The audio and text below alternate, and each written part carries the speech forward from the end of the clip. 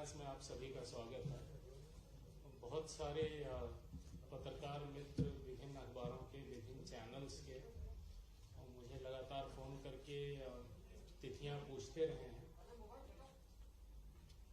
Formal press conference में announce करने से पहले किसी को तिथि बताना हमारे लिए संभव नहीं होता है, क्योंकि जैसे ही तिथि की सूचना दी जाती है वैसे ही आचरण संहिता लागू हो जाती है। तो हम ये आभास नहीं दे सकते कि कब हम चुनाव करने जा रहे हैं।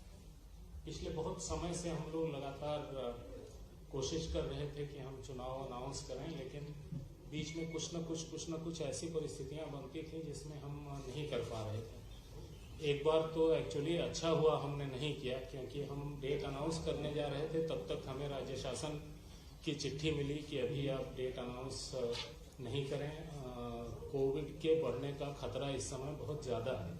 और एक्चुअली जिस दौरान हम चुनाव करने के बारे में सोच रहे थे, उस समय इतनी भयानक सेकेंड वेव आई कि न केवल मध्य प्रदेश में बल्कि पूरे देश में बहुत बड़ी संख्या में लोग बीमार पड़े। मैं स्वयं बीमार पड़ा, मेरा पूरा परिवार बीमार पड़ा, मैं तो अस्पताल में भर्ती तक हो गया। तो अच्छा हुआ कि उस समय हमने राज्य सरकार की बात मान करके और चुनाव नहीं किया।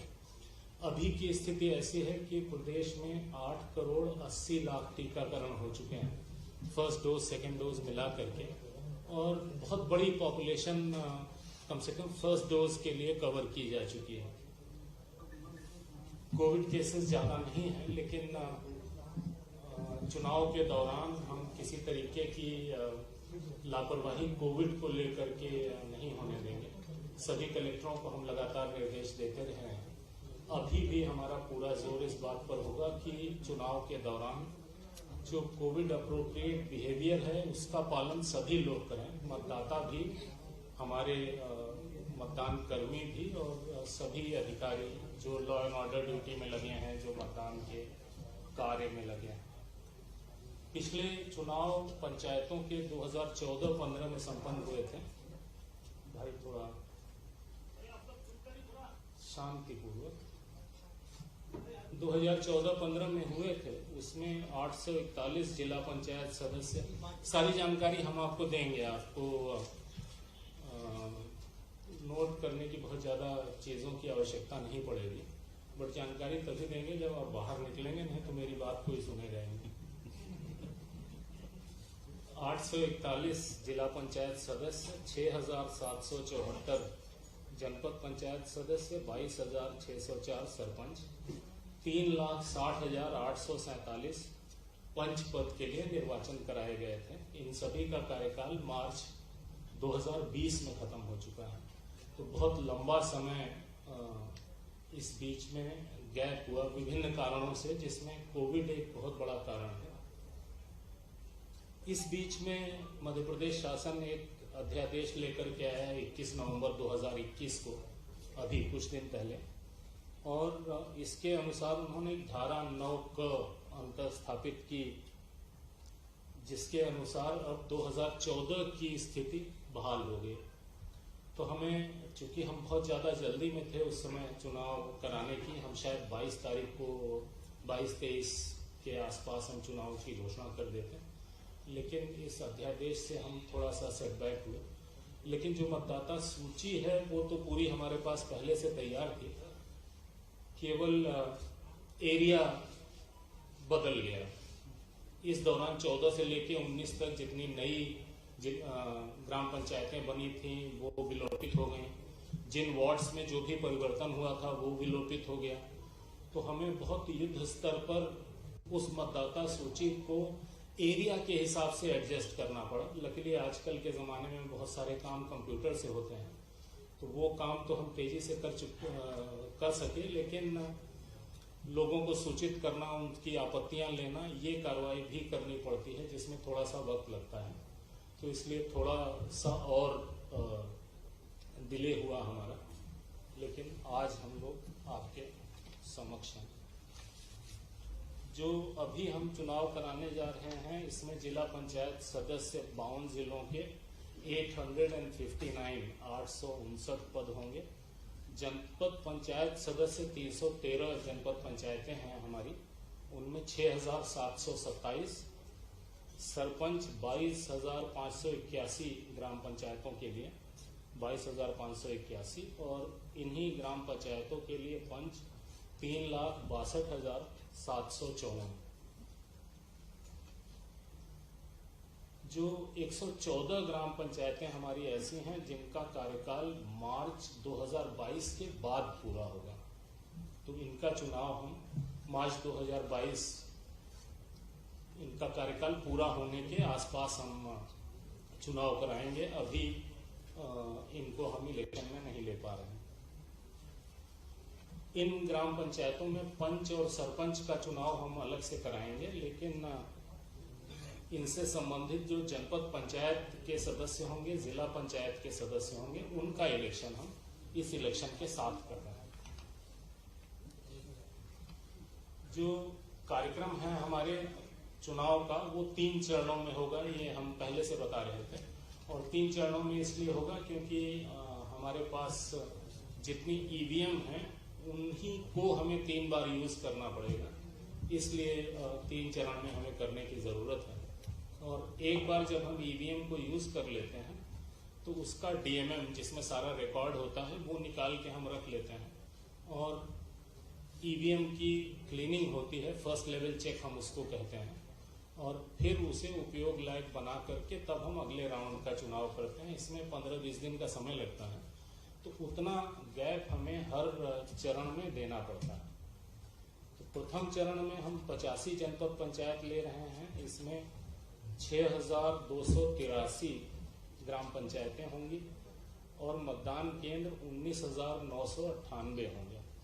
दूसरे चरण में 110 जनपद पंचायतें होंगी, 8,015 ग्राम पंचायतें होंगी और 24,840 इसमें मतदान केंद्र होंगे। तीसरे चरण में 118 जनपद पंचायतें होंगी, 8,397 ग्राम पंचायतें ली जाएंगी और 26,560 मतदान केंद्र होंगे। इसमें कुल मिला के 313 जनपद पंचायतें, 22,695 ग्राम पंचायतें और 71,398 मतदान केंद्र होंगे। एक चरण में जिन जिलों को लिया जाएगा उनकी संख्या है 9, 2 चरण में जिन जिलों को लेंगे उनकी संख्या है 7, बाकी 36 जिलों को हम 3 चरण में लेंगे। जिन्हें एक चरण में लेंगे उनका नाम है दतिया। ये जो 1 चरण, 2 चरण, 3 चरण, ये हमने लगातार कलेक्टरों से, डिस्ट्रिक्ट एडमिनिस्ट्रेशन से बात करके तय किया है कि कहाँ 1 चरण में डिस्ट्रिक्ट एडमिनिस्ट्रेशन करा लेगा, कहाँ 2 लगेगा, कहाँ 3 लगेगा। तो प्रथम 1 चरण में होने वाले जिले हैं 9, दतिया, हरदा, नरसिंहपुर, पन्ना, अलीराजपुर, निवाड़ी, इंदौर, ग्वालियर और भोपाल। ये इससे स्पष्ट है जहाँ पे बहुत बड़ा एरिया नहीं है, जैसे इंदौर, भोपाल तो अर्बन जिले हैं, तो वहाँ पे रूरल एरिया बहुत कम है, इसलिए हम उसे 1 राउंड में ले पा रहे हैं। जो 2 चरणों में होंगे वो 7 जिले हैं, Burhanpur, Jabalpur, again very large urban area, the rural area is smaller, Singrauli, Umaria, Anuppur, Sheopur, Dewas. बाकी के 36 जिले हम तीनों राउंड में करेंगे। 1/1/2021 की स्थिति की मतदाता सूची का अंतिम प्रकाशन हम 3 मार्च 2021 को कर चुके हैं और इस मतदाता सूची के अनुसार 3,92,00,000 मतदाता हैं। इनमें पुरुष मतदाता 2,02,00,000 और 1,90,00,000 महिला मतदाता, अन्य मतदाता 1,044। कुल 71,398 मतदान केंद्र हैं। इनमें 3,095 मतदान केंद्रों में मतदाताओं की संख्या 750 से ज्यादा है। निर्वाचन के कार्यक्रम में 4,25,000 मतदान कर्मी नियुक्त होंगे। जो मतदान केंद्रों पर नियोजित किए जाएंगे कर्मचारी, उनका जिलेवार डेटाबेस तैयार कर लिया गया है। प्रत्येक मतदान केंद्र पर 1 पीठासीन अधिकारी और 4 मतदान अधिकारी नियुक्त होंगे। जहां 750 से ज्यादा मतदाता हैं, इनकी संख्या बहुत ही कम है, वहाँ पे एक अतिरिक्त मतदान कर्मी नियुक्त किया जाएगा। पंचायत निर्वाचन हेतु जिस विकासखंड में निर्वाचन संपन्न होगा, जिले के भीतर उससे भिन्न विकासखंड के कर्मचारी रैंडमाइजेशन पद्धति से नियोजित किए जाएंगे, ताकि वहीं का कोई आदमी वहां पर ड्यूटी न करे। कोविड प्रोटोकॉल को दृष्टिगत रखते हुए मतदान कर्मियों के तीसरे रैंडमाइजेशन का समय मतदान प्रारंभ होने से 24 घंटे के पूर्व के स्थान पर 48 घंटे पूर्व किया गया है। पहले 24 घंटे पहले करते थे, अब 48 घंटे पहले करेंगे। पंचायतों के आम निर्वाचन के लिए पंच, सरपंच, जनपद पंचायत सदस्य एवं जिला पंचायत सदस्य का निर्वाचन प्रत्यक्ष मतदान प्रणाली से होगा। पंच एवं सरपंच का निर्वाचन मतपत्र पर मतांकन उपरांत मतपेटी के माध्यम से तथा जनपद पंचायत सदस्य एवं जिला पंचायत सदस्य का निर्वाचन ईवीएम के माध्यम से संपन्न होगा। निर्वाचन में विभिन्न पदों हेतु मतपत्रों का रंग अलग अलग होगा। जिला पंचायत सदस्य के लिए गुलाबी, जनपद पंचायत सदस्य के लिए पीला, सरपंच के लिए नीला और पंच के लिए सफेद। चूंकि वही मतदाता इन चारों पदों के लिए वोटिंग करेगा, इसलिए ये कंफ्यूजन दूर करना है। डेट ही बताने जा रहा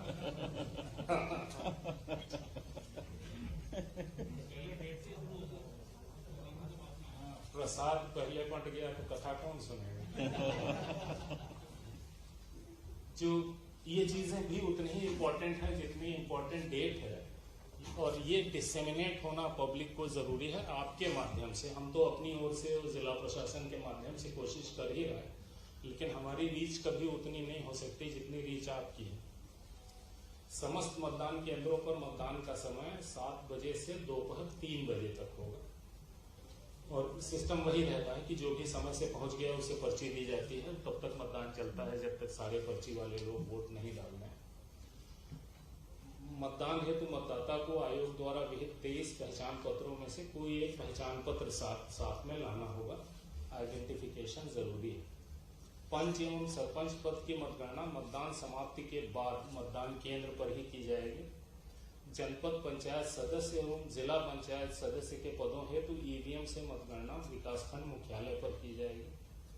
पंच सरपंच पद की मतगणना का सारणीकरण एवं परिणाम की घोषणा विकासखंड मुख्यालय पर की जाएगी।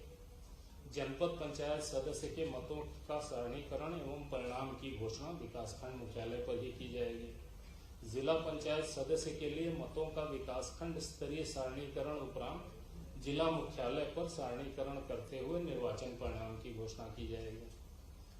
पंचायत के इस चुनाव के लिए हमारे पास कुल 55,000 ईवीएम उपलब्ध हैं। विभिन्न चरणों में हम जो ईवीएम का इस्तेमाल कर रहे हैं, रिजर्व ईवीएम जोड़ करके प्रथम चरण में 26,910, द्वितीय चरण में 33,657 और तृतीय चरण में 35,797। इससे पता लगता है कितने ईवीएम हमें लगते हैं, और चूंकि केवल 55,000 हैं, इस कारण से हमें कई राउंड में जाना पड़ रहा है। हर विकास खंड में रिजर्व ईवीएम उतनी होगी जितनी ग्राम पंचायतें हैं उस विकास खंड में। आयोग द्वारा प्रयुक्त ईवीएम में मतदान का डेटा सुरक्षित रखने के लिए डीएमएम होता है हमारे पास, डिटैचेबल मेमोरी मॉड्यूल, उसे हम अलग कर लेते हैं। उसके बाद ईवीएम की फर्स्ट लेवल चेक करके फिर उसको दोबारा इस्तेमाल करते हैं। प्रत्येक चरण की मतगणना के बाद जो ईवीएम का डीएमएम है उसे अलग करके फिर हम सील बंद कर लेते हैं। एक चरण में उपयोग करके जो मुक्त हुई उसका फर्स्ट लेवल चेक, जैसा हमने बताया, वो करने के बाद ही उसे अगले इलेक्शन में यूज करते हैं। जो त्रिस्तरीय पंचायतों के विभिन्न पदों यानी पंच, सरपंच, जनपद पंचायत, जिला पंचायत के लिए एक इंटीग्रेटेड एकीकृत नाम निर्देशन पत्र की व्यवस्था की गई है। जिला पंचायत सदस्य के लिए नाम निर्देशन पत्र जिला मुख्यालय पर, जनपद पंचायत सदस्य के लिए विकासखंड मुख्यालय पर तथा पंच एवं सरपंच पद के लिए विकासखंड मुख्यालय एवं क्लस्टर मुख्यालय पर लिए जाएंगे। जो डिस्ट्रिक्ट एडमिनिस्ट्रेशन ग्राम पंचायतों को समूहबद्ध करके क्लस्टर का निर्माण करेगा, जहां पर यह अग्रिम कार्रवाई होगी। जो निक्षेप राशि जमा करनी होती है। जिला पंचायत सदस्य के लिए 8,000, जनपद पंचायत सदस्य के लिए 4,000, ग्राम पंचायत सरपंच के लिए 2,000, पंच के लिए 400 रुपये। लेकिन अनुसूचित जाति, अनुसूचित जनजाति, अन्य पिछड़ा वर्ग एवं महिला अभ्यर्थी के मामले में ये निक्षेप राशि आधी जमा करनी पड़ेगी। पंच पद के लिए नाम निर्देशन पत्र के साथ अभ्यर्थी को निर्धारित प्रारूप में घोषणा पत्र प्रस्तुत करना है, बाकी को शपथ पत्र प्रस्तुत करना है। पंच के लिए केवल घोषणा पत्र काफी है। रिटर्निंग ऑफिसर द्वारा इस जानकारी का सार्वजनिक प्रदर्शन अपने कार्यालय के सूचना पटल पर किया जाएगा। जो ये जानकारी देंगे वो सार्वजनिक की जाएगी। रिटर्निंग ऑफिसर के कक्ष में नाम निर्देशन प्रस्तुत किए जाने के दौरान अभ्यर्थी के साथ अधिकतम 2 व्यक्ति प्रवेश कर सकेंगे, ज्यादा भीड़ नहीं जाएगी। नामांकन के प्रयोजन के लिए वाहनों की संख्या 2 तक सीमित की गई। हम आईटी का काफी उपयोग करते हैं निर्वाचन में, और ऑनलाइन नॉमिनेशन की व्यवस्था भी है। लोग अपना नॉमिनेशन ऑनलाइन कर सकते हैं, लेकिन उसकी हार्ड कॉपी व्यक्तिगत रूप से उन्हें रिटर्निंग ऑफिसर को प्रस्तुत करनी पड़ेगी। ऑनलाइन भरने के लिए रिटर्निंग ऑफिसर के कार्यालय में हेल्प डेस्क सुविधा केंद्र ये स्थापित किए जाएंगे, ताकि ऐसे लोग जो ऑनलाइन ऑपरेशन नहीं कर सकते उनकी मदद की जा सके। निर्वाचन के लिए जो मतदान दल और मतगणना दल गठित किए जाएंगे वो एनआईसी ने सॉफ्टवेयर डेवलप किया है, कॉमन इलेक्शन मैनेजमेंट सिस्टम, उसके माध्यम से किया जाएगा। मतदाता सूची में दर्ज नाम की जानकारी आयोग की वेबसाइट mplocalelection.gov.in पर अथवा चुनाव मोबाइल ऐप के माध्यम से प्राप्त की जा सकती है। सहज सुलभ है, कोई भी अपना नाम देख सकता है। स्ट्रांग रूम मतदान केंद्रों एवं मतगणना स्थलों पर आवश्यक सुरक्षा व्यवस्था की जाएगी। जो संवेदनशील, अति संवेदनशील मतदान केंद्र हम आइडेंटिफाई करते हैं, जिनमें विशेष दृष्टि रखी जाती है। संवेदनशील मतदान केंद्र 15,863 हैं और अति संवेदनशील 6,233 हैं। सेक्टर जोनल मजिस्ट्रेट इनकी नियुक्ति की जाएगी। पर्याप्त पुलिस व्यवस्था की जाएगी ताकि इलेक्शन शांतिपूर्वक हो सके, और 3 चरणों में करने से भी पुलिस व्यवस्था में हमें आसानी होगी। बहुत जरूरी है, ये आपके लिए भी नोट करने के लिए है कि निर्वाचन संबंधी शिकायतों के त्वरित निराकरण के लिए आयोग मुख्यालय में एक कंट्रोल रूम स्थापित किया गया है, जिसका दूरभाष क्रमांक 0755-255-1076 है।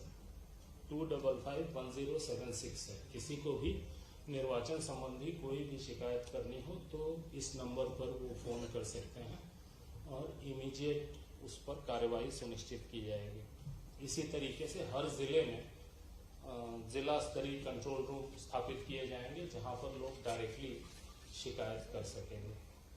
हम लोग निर्वाचन के पर्यवेक्षण के लिए हर जिले में प्रेक्षक नियुक्त करते हैं। उन्हें जब मतदाता सूची बन रही होती है तो भी हर स्टेज में हम उन्हें जिले में भेजते रहते हैं और उनसे रिपोर्ट लेते हैं। बहुत सारी वोटर लिस्ट को लेकर शिकायतें हमें मिली थी, कुछ हमने जिला प्रशासन से जांच कराई, कुछ हमने अपने प्रेक्षकों से जांच कराई, और ऐसी शिकायतें जो हमें लगी कि बहुत सीरियस नेचर की हैं, उसमें जिला प्रशासन के साथ साथ हमने पैरेलल जांच अपने प्रेक्षक से भी कराई, ताकि सही स्थिति ज़्यादा हमारे सामने स्पष्ट हो सके।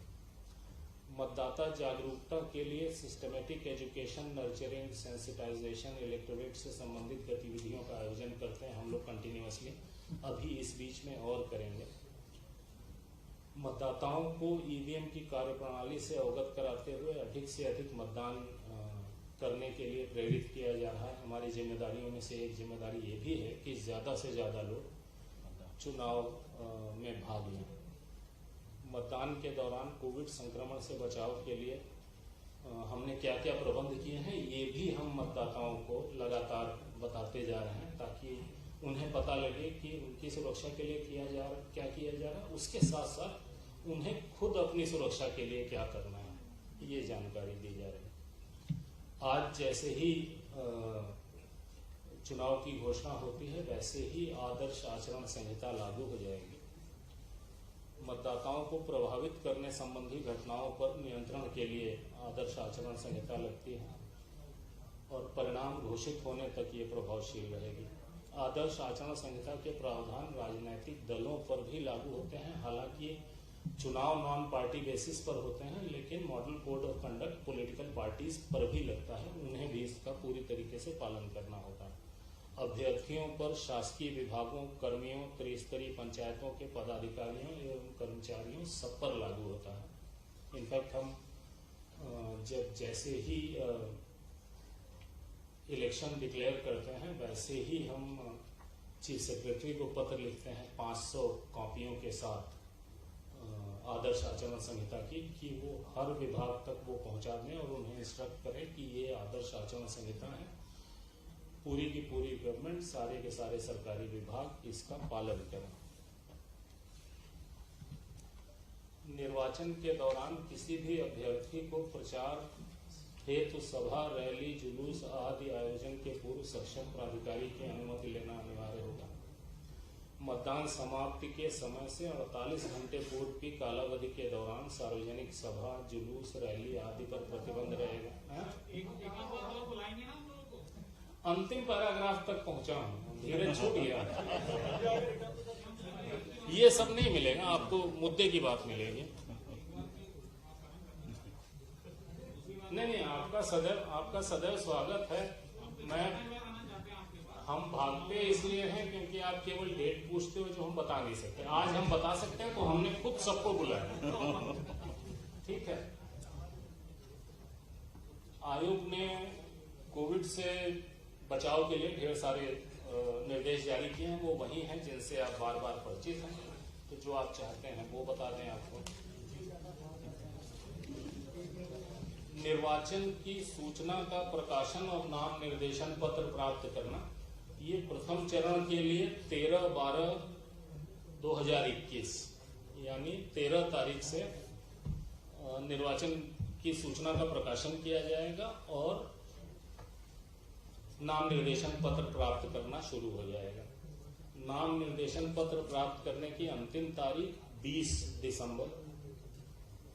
नाम निर्देशन पत्रों की संवीक्षा यानी जांच 21 दिसंबर। नाम वापस लेने की अंतिम तारीख 23/12 और इसी दिन सिंबल अलॉटमेंट होगा। मतदान यदि आवश्यक हो, हम ऐसा इसलिए कहते हैं कि पंच के पद के लिए कई बार कुछ जगहों पर या कई जगहों पर इलेक्शन नहीं होते हैं। मतदान 6 जनवरी 2022 पहले चरण का। मतदान केंद्र पर की जाने वाली मतगणना केवल पंच और सरपंच के लिए 6 जनवरी। जनपद पंचायत सदस्य एवं जिला पंचायत सदस्य की विकासखंड मुख्यालय पर ईवीएम से की जाने वाली मतगणना 10 जनवरी। पंच सरपंच पद की मतदान केंद्र पर की गई मतगणना का सारणीकरण और परिणाम की घोषणा और पंच सरपंच पद की विकासखंड मुख्यालय पर की जाने वाली मतगणना सारणीकरण निर्वाचन परिणाम की घोषणा 11 जनवरी। जनपद पंचायत सदस्य पद के लिए मतों का सारणीकरण और निर्वाचन परिणाम की घोषणा, जिला पंचायत सदस्य पद के लिए मतों का विकासखंड स्तरीय सारणीकरण 22 तारीख को, 22 फरवरी। जिला पंचायत सदस्य पद के लिए मतों का जिला मुख्यालय पर सारणीकरण एवं निर्वाचन परिणाम की घोषणा 23 फरवरी।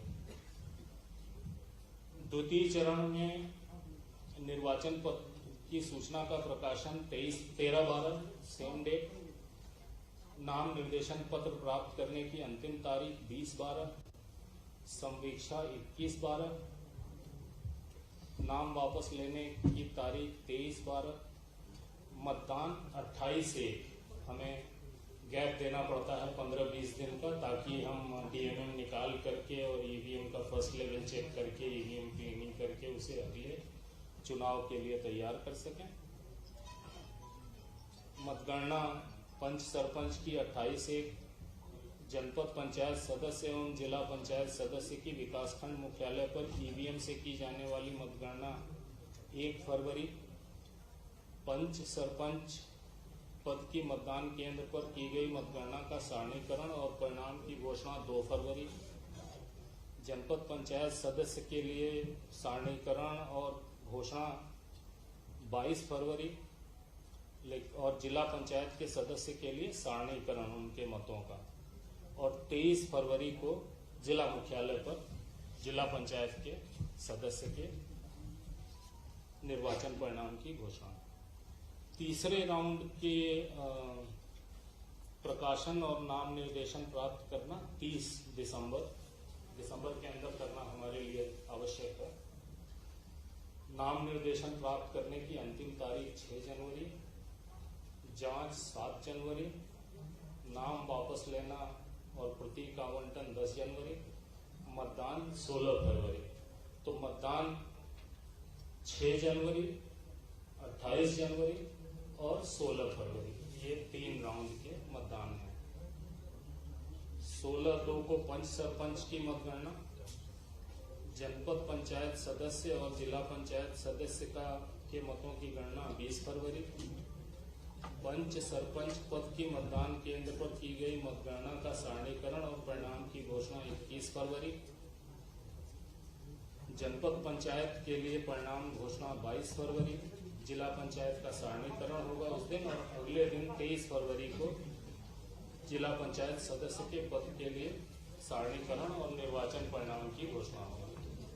ये पूरी जानकारी है जी। अंतिम परिणाम 23 फरवरी। ये जानकारी आपको दे दी जाएगी।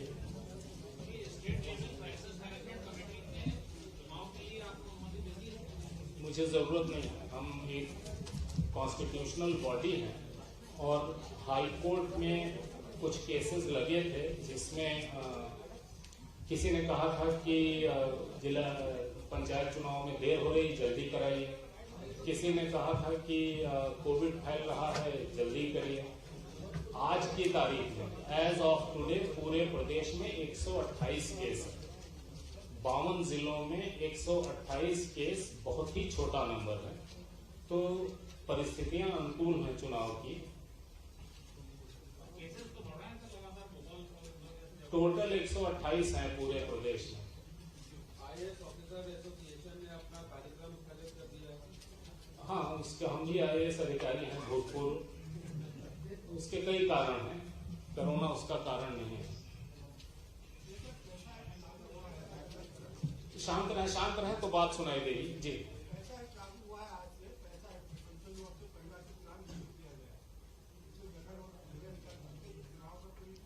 नहीं, चुनाव पे कोई असर नहीं। चुनाव तो कॉन्स्टिट्यूशनल मजबूरी है। किससे कोई चुनाव तो अपनी जगह है, that is in its own place. अगर कोरोना के केसेस बढ़ते हैं तो चुनाव को भी फिर आगे बढ़ाएंगे।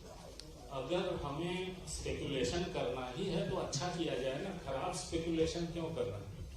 जब जैसी परिस्थिति बनेगी तब कैसा निर्णय लेंगे।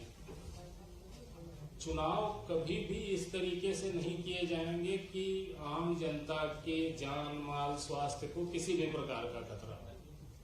पहले भी जब हम चुनाव की बात कर रहे थे तो हम ये कहते थे कि कोविड पर दृष्टि रहेगी और पूरी कोशिश हमारी ये होगी कि हमारे कारण, चुनाव के कारण कोविड के केसेस की बढ़ोतरी न हो। और हम डेली रिपोर्ट लेते हैं हेल्थ डिपार्टमेंट से कि कितने टीकाकरण हुए और कितने केसेस हुए, कितने नए केसेस हुए, कितने पुराने लोग ठीक होकर के वापस गए, जो केसेस हैं उनमें सीरियस कितने हैं, ये भी हम लेते हैं। तो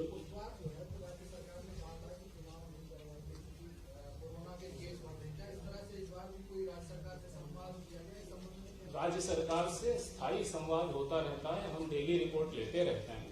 और हम चुनाव करने जा रहे हैं ये राज्य सरकार को इसलिए पता लग जाता है क्योंकि हम चुनाव से पहले कलेक्टरों से वीसी करते हैं। कलेक्टरों से वीसी करने के लिए जीएडी की अनुमति लगती है कलेक्टर को कि वो वीसी अटेंड कर सके। तो हमारे यहाँ से चिट्ठी जाती है जीएडी को कि कलेक्टरों को अनुमति दीजिए, हम इस तारीख को इतने बजे वीसी करना चाहते हैं। हाँ,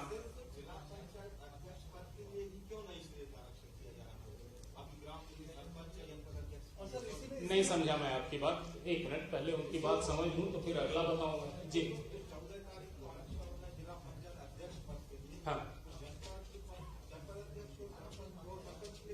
ये सब पहले से हो चुका है, ये सब पहले से हो चुका है। ये सरकार से संबंधित है, हमसे संबंधित नहीं है। लेकिन हम अपने सामान्य ज्ञान से आपको उत्तर दे रहे हैं कि बाकी सारे रिजर्वेशन हो चुके थे, जिला पंचायत अध्यक्ष का रिजर्वेशन नहीं हुआ था। इसलिए हम बहुत लंबे समय से लगातार सरकार को चिट्ठी लिख रहे थे कि आप ये रिजर्वेशन करिए, हमें चुनाव कराना है, हमें बिना पोजीशन क्लियर हुए चुनाव कैसे होगा। तब राज्य सरकार ने ये एक्शन वैसे भी उन्हें लेना था, बिकॉज जिला पंचायत अध्यक्ष का रिजर्वेशन नहीं करें ऐसा कैसे हो सकता है, बहुत लंबे समय से रुका हुआ था। तो राज्य सरकार इंडिपेंडेंटली कार्रवाई कर रही है, हमारा उसमें कोई हाथ नहीं है। राज्य सरकार का सार्वभौम अधिकार है डिलिमिटेशन, रिजर्वेशन, इसमें इलेक्शन कमीशन का कोई रोल नहीं है। कैंसिल किए हैं तो उसमें तो सर ये कैसे पॉसिबल है कि दूसरी सीट को उसी में दोबारा दे दें? जो रिजर्वेशन पहले से है उस पर ही दोबारा चुनाव हो गई है, कोर्ट में जाने वाला मामला। हाँ, लोग जाएंगे कोर्ट में, लोग जाएंगे कोर्ट में, कोर्ट जैसा करेगा वैसा करेंगे। लेकिन हमारे पास हमारी संवैधानिक जिम्मेदारी है चुनाव कराना। जब तक किसी प्रकार की कोई रोक हमारे सामने नहीं है तब तक हमें चुनाव कराना ही कराना है। और ऑलरेडी हम लोग बहुत ज्यादा लेट हो चुके हैं, जो बहुत अच्छी, बहुत एक्सेप्टेबल स्थिति नहीं है। किन्हीं भी परिस्थितियों में चुनाव होते हैं। जब कोविड की सेकेंड वेव चल रही थी, बहुत सारे स्टेट्स में पंचायत चुनाव हुए, अर्बन बॉडी चुनाव हुए। हमने नहीं किया क्योंकि हमने रिस्क नहीं लिया, लेकिन लोगों ने किया और कोई बहुत बुरे परिणाम नहीं हुए उसके। उत्तर प्रदेश एक केस है जो बहुत ज्यादा हाईलाइट हो गया। इसके मॉडल कोर्ट में और असेंबली के जो इलेक्शन होते हैं उसके मॉडल कोर्ट में कुछ फर्क है? एक ही जैसा होता है। हम आपको मॉडल कोड की भी कॉपी देंगे, बहुत बारीकी से देख सकेंगे आप। थैंक यू भाई, कृपया चाय पी करके जाइएगा। आप लोग फोन करते थे, हम आपके प्रश्नों का जवाब नहीं दे पाते।